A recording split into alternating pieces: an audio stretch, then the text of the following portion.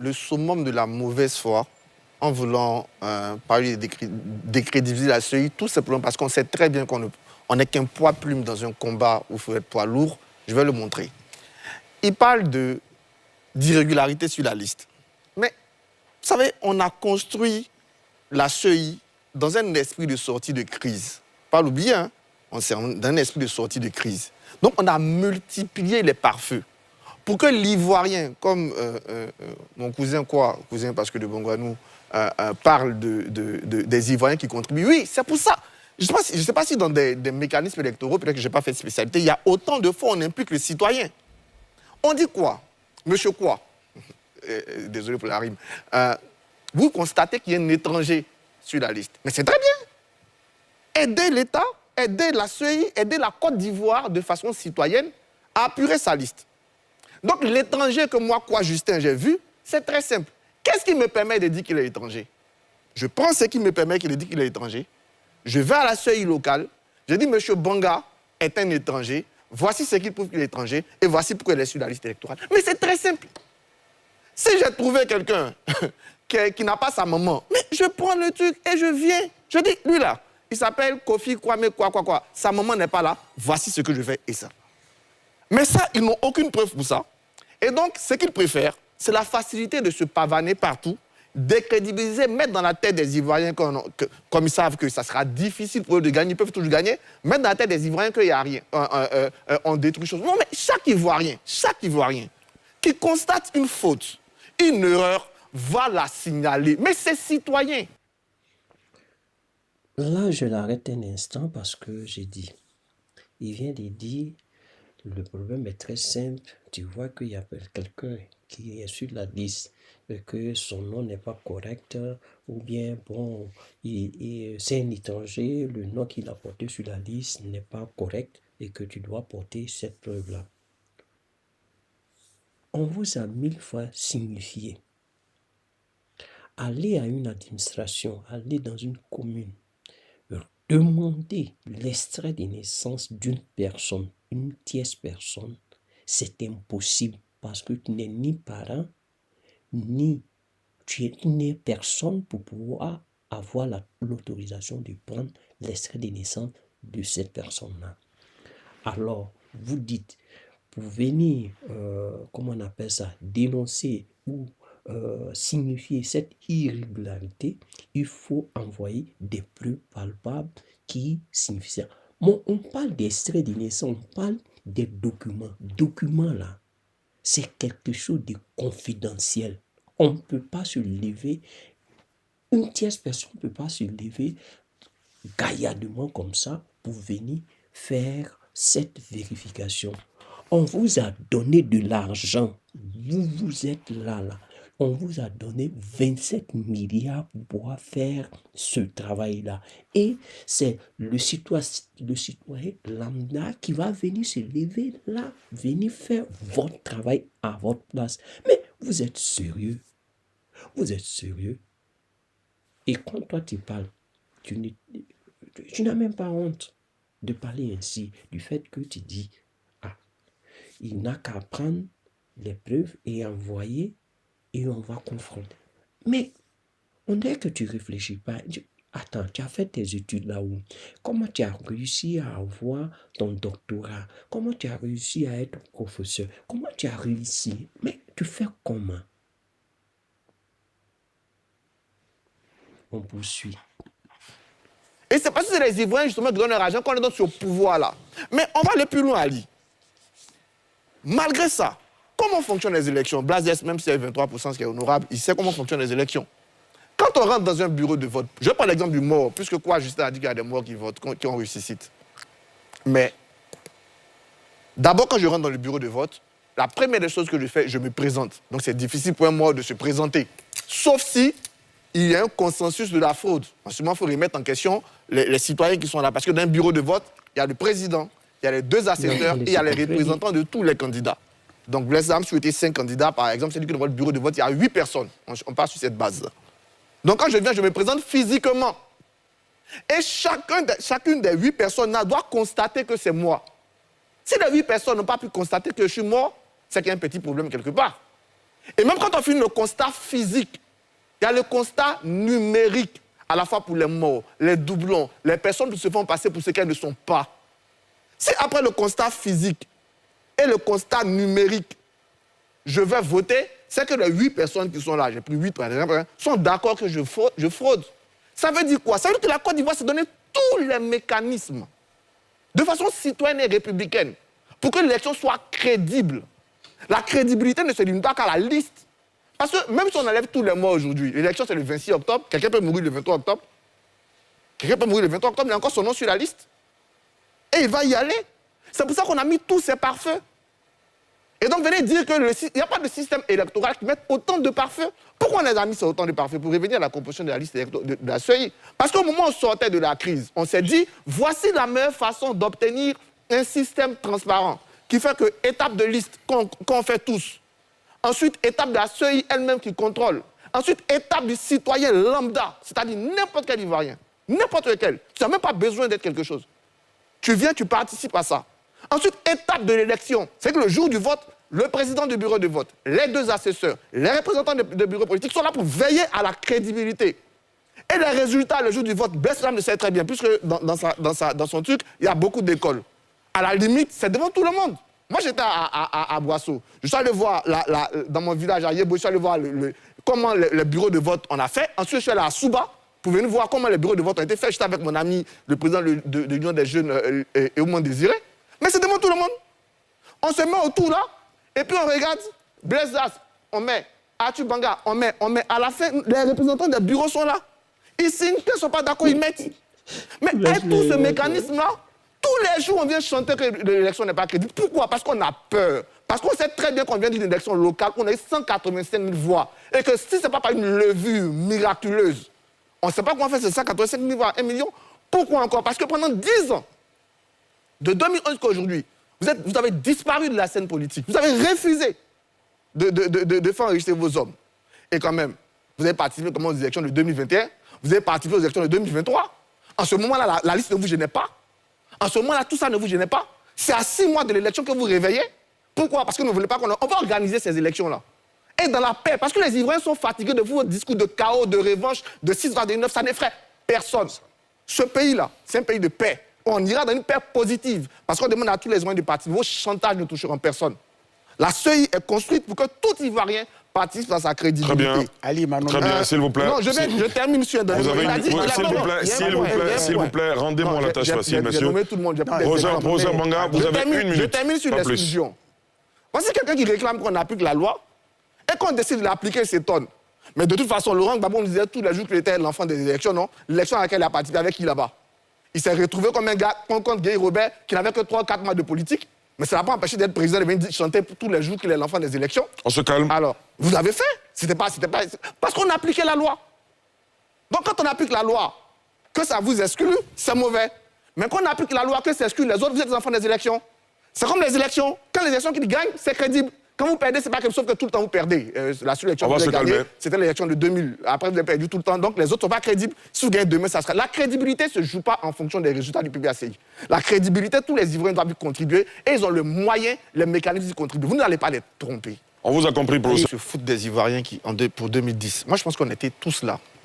En 2010, voici ce qui s'est passé. Le premier tour, il n'y a pas eu de problème. Comme je l'ai dit, quand ils gagnent, il n'y a pas de problème. Quand ils sont devant, il n'y a pas de problème. Mais dès qu'ils perdent, ils sèment le trouble. Et le trouble, c'était devant tout le monde. La plus grande honte de ce pays sur le plan électoral, c'est votre vice-président, qui, devant le monde entier, a déchiré les résultats de la liste. Mais c'est devant nous. C'est vous. S'il vous plaît, on ne va pas parler ensemble, s'il vous plaît. Messieurs, s'il vous plaît, si vous avez des observations, vous attendez votre tour de parole. S'il vous plaît, professeur Banga, terminez. Le vice-président a de façon... Dans le banditisme... ça ne te gêne pas, ça ne te choque pas. S'il vous plaît, Blaise, attendez votre tour de parole, s'il vous plaît. Ce que je veux dire, dans le banditisme le plus grand, le plus solennel, devant le monde, il a humilié la Côte d'Ivoire. Et donc, vous avez tout mis en place pour empêcher la CEI de prononcer ses résultats. Mais naturellement, ce n'est pas grave. Les résultats, c'est des PV, c'est ce que je dis toujours aux gens. Et ces PV ont été transmis. Comme on avait une élection sous assistance internationale, on avait bien 3 niveaux de proclamation. La CEI, vous l'avez empêché, mais elle avait ses PV. Dès qu'elle a pu, elle a dit, votre Conseil constitutionnel qui s'est donné le malin plaisir d'annuler le vote de la Côte d'Ivoire, de boaquer, jusqu'au nord. Mais vous devez avoir honte de ça. Vous annulez, il y avait 57 départements en Côte d'Ivoire. Vous annulez le vote de 13 départements. Tous les sièges, tous les... S'il vous plaît. Quand je parle. Oh, tu as pas honte d'écouter. S'il vous plaît. Tu n'as pas honte d'écouter. S'il vous plaît.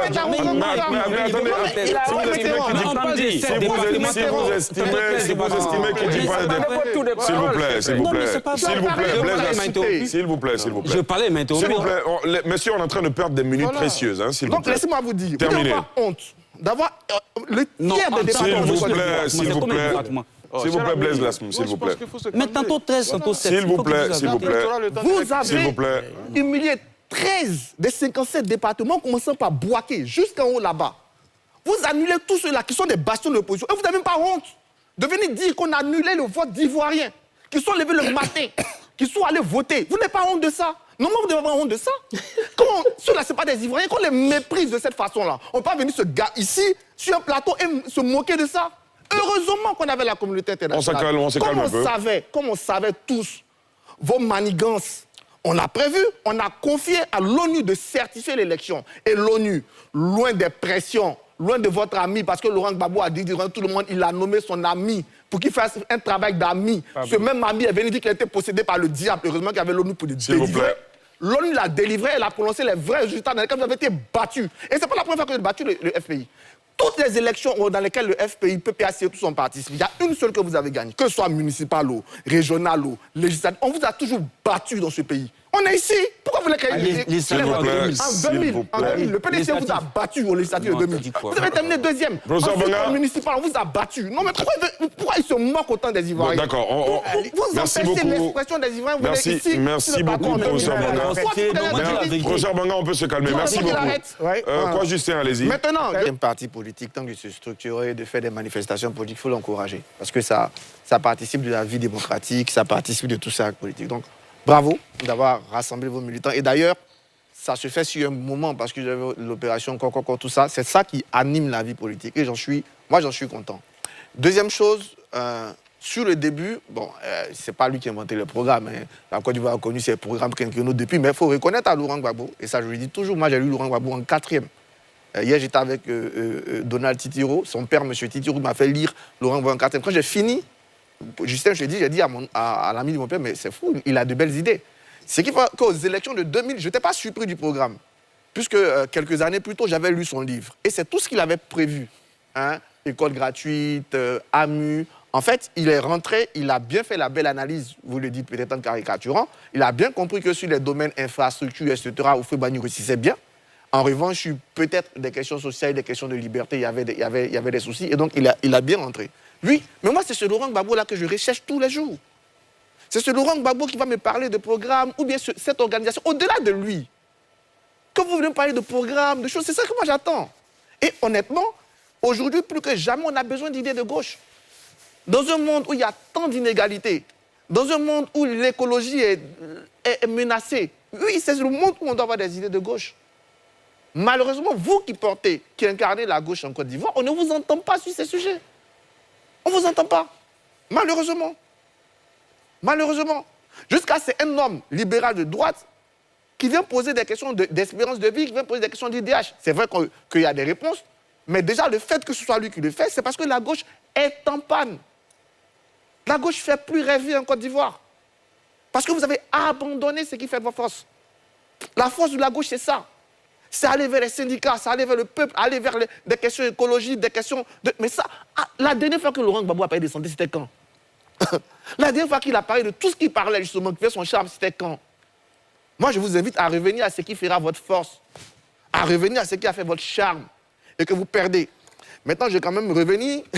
Si tous les mécaniciens pouvaient faire ça, visiblement, on a manqué de mécaniciens entre 2000 et 2010, parce que c'est zéro, hein, c'est zéro dans tout. Hein. En route, zéro en école, zéro voilà.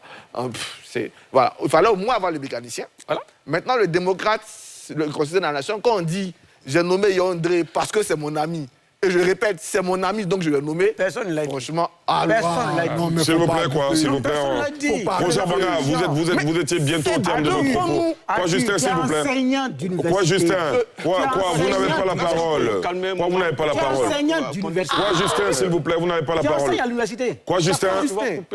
Quoi, Justin, s'il vous plaît, vous n'avez pas la parole. Terminez Devant-nous tous, rapidement. à la RTI, on dit, Laurent Gbagbo, je répète sa phrase.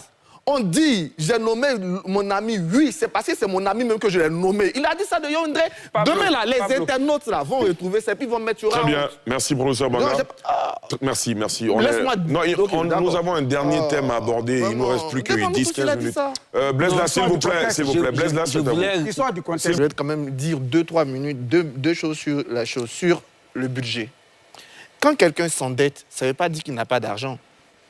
Je suis à Kubanga, je suis prof à l'université, je suis maître de conférence. Je veux m'acheter une voiture, ou bien je veux me construire une maison. Bon, acheter une voiture, j'ai envie de me faire plaisir. Je vais acheter une voiture de 20 à 25 millions. Je vais voir mon banquier.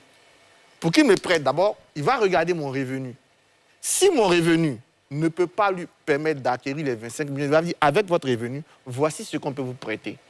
Et bien, s'il a calculé mon revenu, il va me donner. Donc, on te donne crédit. C'est parce que ce que tu reçois, ce que tu as, te permet de payer ça. Et on te dit, comme tu ne peux pas payer tout d'un coup aujourd'hui, tu as 5 ans, mais avec ton revenu, tu vas pouvoir payer ça. Quelqu'un qui s'endette, ce n'est pas quelqu'un, dans une institution crédible, ce n'est pas quelqu'un qui est en déficit. Hein. C'est quelqu'un qui... Ali, ce qu'il ne dit pas... Non, mais on le laisse terminer d'abord. Non, quoi, Justin, on le laisse terminer, s'il vous plaît. Non, quoi, Justin, s'il vous plaît. Quoi, laissez-le terminer, et puis vous allez réagir. Professeur Banga, terminez. Mais quoi, vous n'allez pas l'interrompre, s'il vous plaît. Non, s'il vous plaît. Je ne veux pas besoin de... S'il vous plaît. J'ai pas besoin de... Quoi, Justin, s'il vous plaît. Professeur Banga, terminez. Donc, il faut arrêter de dire que quelqu'un qui va s'endetter, quelqu'un qui prend du crédit, n'a pas de ressources. C'est tes ressources même qui fait qu'on te donne crédit. Ali qui est plus riche que moi, je rigole, je ne sais pas. Si on va tous les deux chez le banquier, le banquier va lui prêter plus d'argent que moi parce qu'il est plus riche que moi. Donc si on prête à la Côte d'Ivoire, c'est parce qu'elle crée la confiance au marché. C'est parce que les marchés, ils analysent, ils disent ce pays-là, voici la stabilité qu'il a, voici la paix qu'il a, voici les transformations qu'il fait. Et donc tout ça nous permet de lui faire confiance. C'est pour ça que la confiance dans l'économie est capitale à prêter, mais ça on doit le savoir. Bon, ensuite, l'ignorance, je t'ai demandé, comme dit qu'un pays qui a une croissance de chiffres qui est riche ne prend pas de dette, je dis, regarde les États-Unis, regarde la France, c'est les plus riches. D'ailleurs, là-dedans, je dis, très bien, on ne prête qu'aux riches.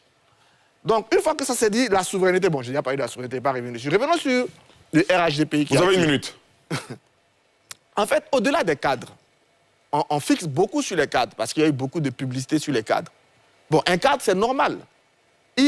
Il veut être dans un environnement politique dans lequel il va avoir des idées, il va pouvoir les écouter, il va pouvoir l'exécuter. Si son parti politique prépare la défaite, parce que le RHDP aujourd'hui est le parti qui se donne plus de moyens de gagner l'élection. Si j'ai envie de gagner, mais pourquoi vous voulez que je reste dans un parti quand je sais qu'on est en train de préparer la défaite? Mais quand je dis allons au-delà des cadres, parce que les cadres vont entendre, ils sont vendus, mais regardez l'évolution, la dynamique électorale du RHDP. Donnez-moi n'importe quelle région de Côte d'Ivoire, n'importe quel au Grand Pont. Dans les Grands Ponts, en 2010, le RHDP ne pourrait pas parler, mais ils vous ont battu, ils t'ont battu, toi. 30 secondes. Ça veut dire qu'ils ont progressé. On va prendre, même quand ils perdent, dans le bélier, le RHDP a perdu. Mais ils ont multiplié le voix par 2. Le Haut-Sassandra à Lago Fabrice n'est pas là. La fin de campagne de Haut-Sassandra, elle a été battue par le RHDP. En 2018, au régional, ils avaient 53 000 voix. Le RHDP avait 37 000 voix. En 2023, là, ils ont maintenu les 53 000 voix. Le RHDP a eu 78 000 voix. Je suis bien obligé de... dynamique, Ali, je termine dessus. Oui, je suis bien obligé de vous interrompre. Qui va même au-delà des cadres. C'est pour ça que chaque jour, je dis aux autres, si vous ne vous réveillez pas, vous allez être surpris. Parce que le RHDP progresse et tout le monde, tout cadre, a envie d'être dans un parti. On vous a entendu. entendu. De gagner. On vous a entendu. Et aujourd'hui, c'est celui qui attire le plus. Maître Ouraga. Je peux répondre. Vrai. Je ne sais pas si ces gars-là, ils ont chié dans leur tête. Excusez-moi le mot, mais il n'y a pas autre. Il n'y a pas autre. Parce que c'est... Je ne sais pas si c'est être méchant ou bien c'est être de mauvaise foi. Ben, quand tu es de mauvaise foi, même, c'est parce que tu es méchant, parce que ça va de pair, ça va de soi.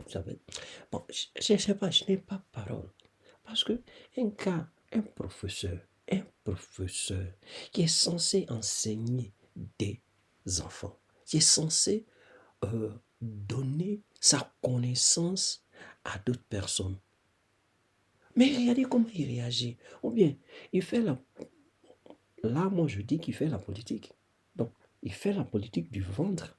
Il ne fait pas une politique propre, une politique proprement dite. Parce que quand le monsieur, il vient et dit non, la liste électorale, ça va, elle est bonne, on peut l'utiliser, tout et tout, mais que si jamais quelqu'un, un votant, arrive dans la salle de vote, il lui suffit seulement de se présenter. Étant donné qu'il arrive physiquement, il se présente, on le voit. Maintenant, numériquement, on doit prendre sa pièce d'identité, regarder et voir si il est sur la liste. Mais il est con, ce monsieur. On dit cette même liste-là, s'il y a du fraude dessus, il y a une fraude dessus. On dit cette même liste-là, les gens qui sont dessus-là ne sont pas des gens vrais. C'est des gens fictifs. Ah, alors, comment tu dis tu es con, c'est-à-dire, moi j'arrive, bien habillé, j'arrive, j'ai mon document. Sur mon document là, figure mon visage, ma photo, pour te dire ma photo, mon visage, on voit bien mon visage. Ok. Sur la liste électorale là, il y a mon nom. Mais en réalité, je suis étranger. Ok. Donc toi tu dis, on doit venir, on vérifie avec la pièce d'identité sur la liste, si la personne figure, c'est que ça va. Mais tu es con. Si tu n'as pas fait de recherche, tu n'as pas enquêté pour comprendre si ces personnes qui sont sur cette liste-là, il y a des étrangers, il y a des morts, il y a de quoi que ce soit. Comment tu fais pour comprendre que celui qui est en face de toi peut être un étranger ou peut être une personne double?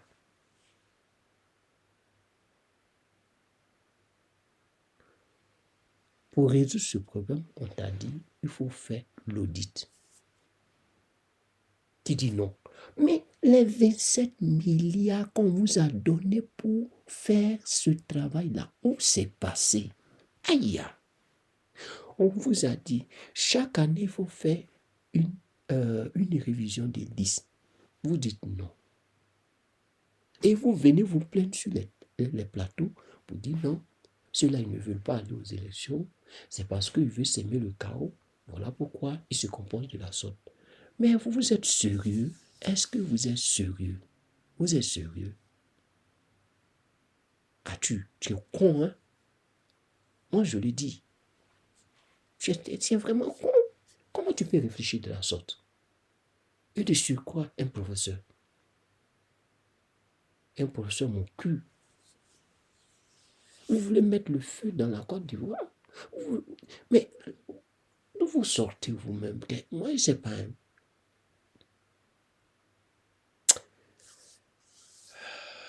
Frère, le problème est simple. On va tout le temps rester ici en train de parler, machin, on va se chamailler, rentrer sur sortir là, mais ça ne va pas résoudre le problème. Le problème est très simple. On a déjà commencé. C'est-à-dire que ne pas cautionner ce carnage-là. Donc, qu'est-ce qu'ils ont fait? Ils ont enlevé leurs participants, ils ont enlevé tout le monde, ils sont venus. Ben, ça c'est un premier pas. Le second pas, c'est de ne plus participer à vos plateaux télé. Ok? Moi, c'est ce que moi je vous dis. Cherchez à ne plus... Là, si tu vois cette vidéo, il faut m'écouter.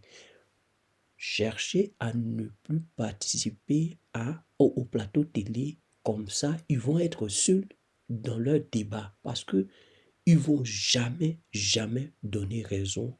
Ils vont jamais vous donner le temps de vous exprimer.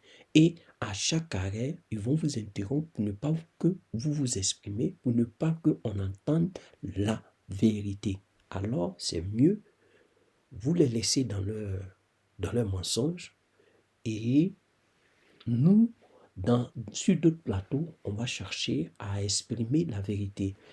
Celui qui est intelligent, quand on parle là, quand il entend, quand il écoute, il sait qu'est-ce qui est la vérité. Parce que ceux-là, c'est des menteurs fins. C'est des menteurs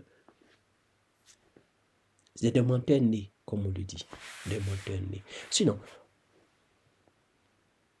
moi, je ne vais pas continuer dans ça. Non, la vidéo, je l'arrête là parce que bon, c'est absurde. Regardez un gars comme ça. C'est absurde. C'est très absurde. Non.